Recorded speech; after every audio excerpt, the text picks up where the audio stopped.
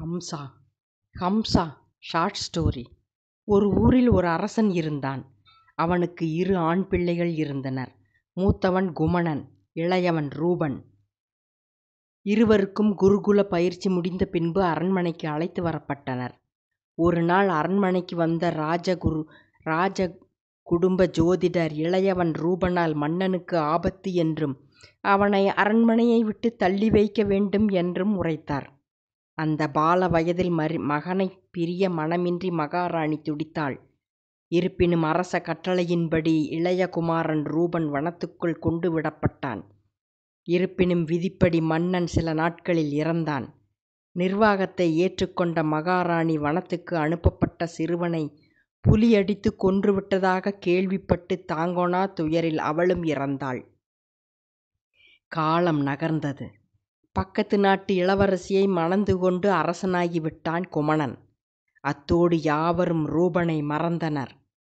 வனத்தில் ரூபன் பெரியவனாகி வனவாசிகளோடு சந்தோஷமாக வாழ்ந்தான். ஏதோ ஒருவனைக் கண்டு தவறாக அரண்மனைக்கு தான் இறந்து விட்டதாக தெரிவிக்கப்பட்டதால், யாரும் தன்னை கண்டுகொள்ளாததால் என்று எதையும் எண்ணி துக்கத்தில் வாழ்வதை விட அந்த துக்கம் என்கிற தாங்க முடியாத நஞ்சை கரைத்து மனம் லேசாக்க முடிவு செய்தான் ரூபன். அவன் வனவாசிகளிடம் கூத்தாட்டம் ஆடும் குழுவினரிடம் சேர்ந்தான். அந்த கலை அவனுக்கு மிகவும் பிடித்தது. இழந்துவிட்ட தாய்ப்பாசம், அரச உரிமை, அரண்மனை வாழ்வு என்று எதுவுமே இல்லாமல் வாழ்வே நிர்கதி ஆகிவிட்ட ரூபனுக்கு மனதின் அடியாழ புண்களை ஆற்றுவதாக கூத்துக்கலை வாழ்வு இருந்தது. அவர்கள் பல தேசங்களுக்கும் கடல் கடந்து சென்றும் கூட கூத்தாட்டம் நடத்தினர். அவனுடைய கூட்டத்தில் அவனே முக்கியமான வேடத்தில் நடிப்பவனாக இருந்தான். ஆஜானுபாகுவான உடல்கட்டும் உயரமும் ராஜகலை மிக்க முகமும் மக்களை கவர்ந்தது. அவன் கூட்டம் தவிர ஏற்கனவே இருந்த கூட்டத்தினர் வாய்ப்பு பலவும் இழந்தனர்.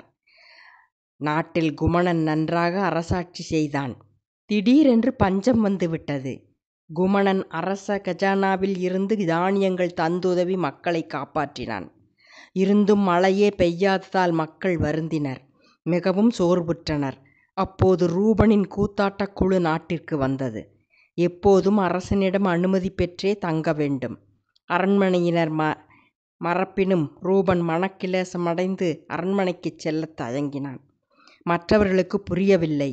இறந்துவிட்ட ரூபனின் வளர்ப்புத்தாய் மற்றும் அவனுடைய குருவாக விளங்கிய பெரியவரையும் தவிர வேறு யாருக்கும் அவன் இளவரசன் என்பது தெரியாது.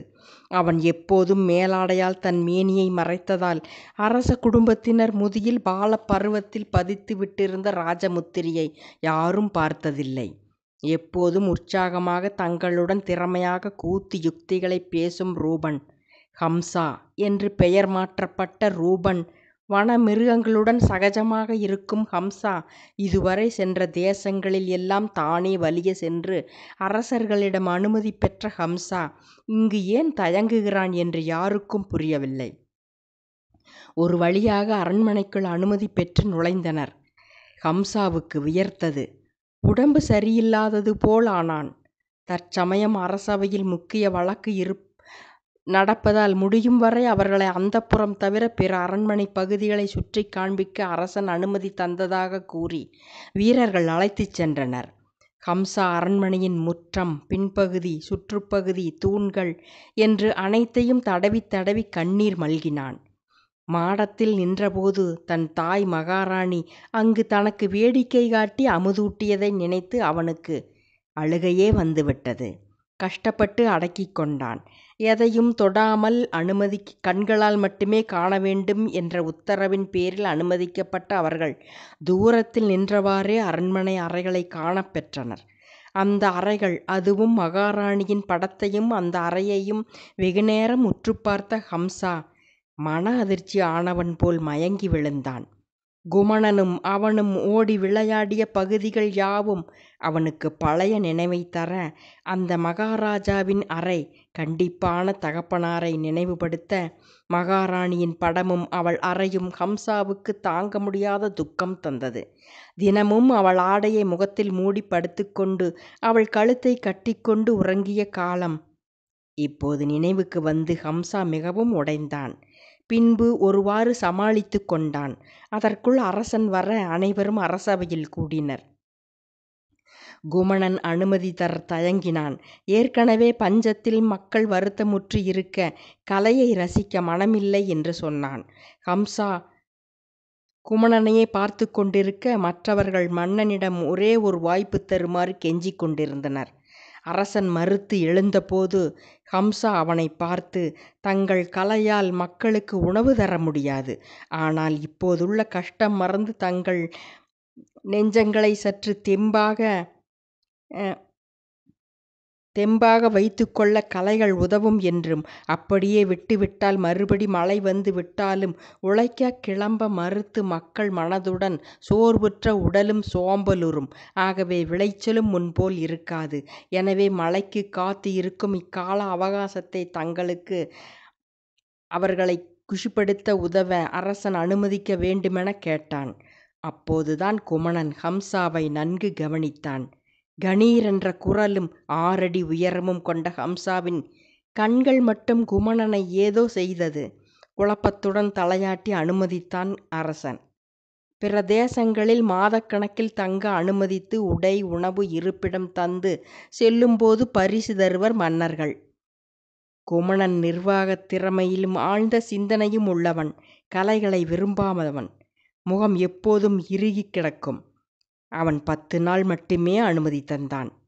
சிறிது தானியம் தந்தான். ஒரு சிறிய இருப்பிடம் ஊருக்கு வெளியே தந்தான். எப்போதும் இவ்வாறான கூத்துக்களை செய்பவர்கள் வந்தால் குமணன் இவ்வாறே நடந்து கொள்வான். அதனால் வனத்தை ஒட்டியிருக்கும் அவன் தரும் இருப்பிடத்தில் ஓரிரு நாட்களுக்கு மேல் தாக்கு பிடிக்க முடியாமல் கூத்துக்காரர்கள் ஓடிவிடுவர். வன விலங்குகள் கொடூரமாக அலைந்தன.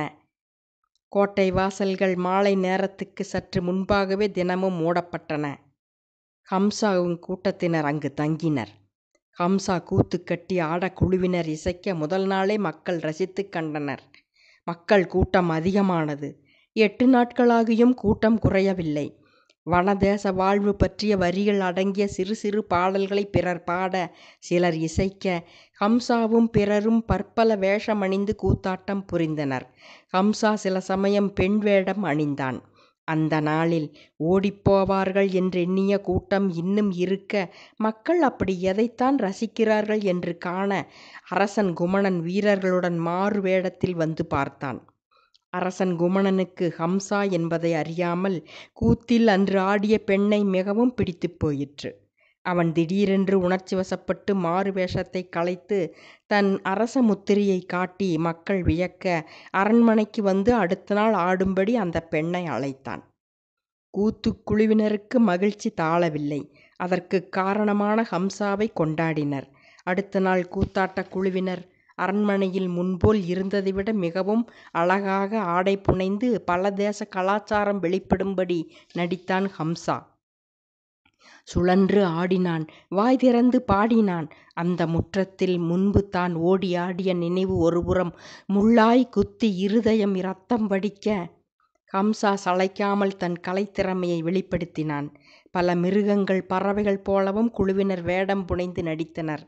அதில் சிங்கத்தை அடக்கும் வீரனாக, நெருப்பில் புகுந்து வரும் அஞ்சா நெஞ்சனாக தன்னை வெளிப்படுத்தினான் ஹம்சா.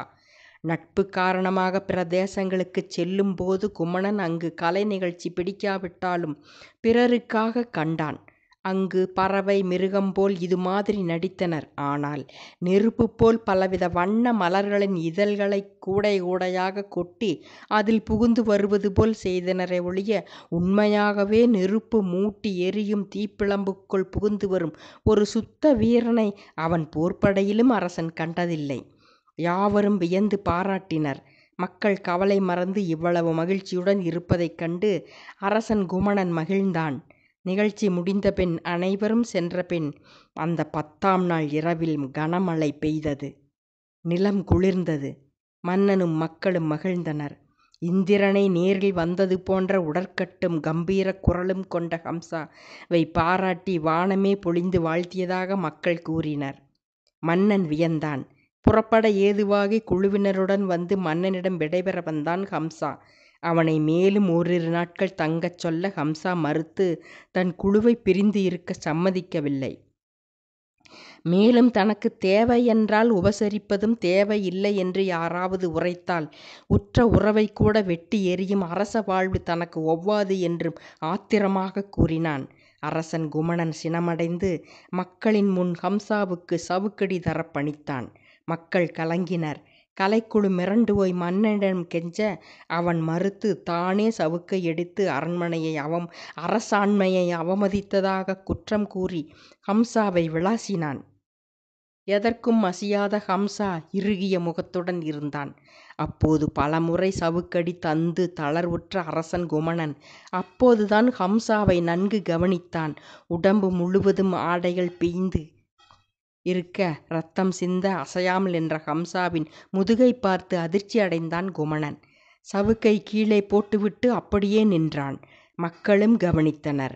குழுவினரும் அப்போதுதான் அழுத்தமாக உலோகக் கோலை பழுக்க காய்ச்சி சாகும் வரை மாறாத வடுவாக அரச குடும்பத்து ஆண் வாரிசுகளுக்கு இடப்படும் முத்திரை பற்றி கேள்வியுற்றதை இப்போது நேரில் கண்டனர். ஆம், ஹம்சாவின் முதுகின் வலப்புறத்தில் அரச முத்திரை இருந்தது. தேசமே நடுநடுங்கியது. ஹம்சா அமைதியாக குமணனை பார்த்தான்.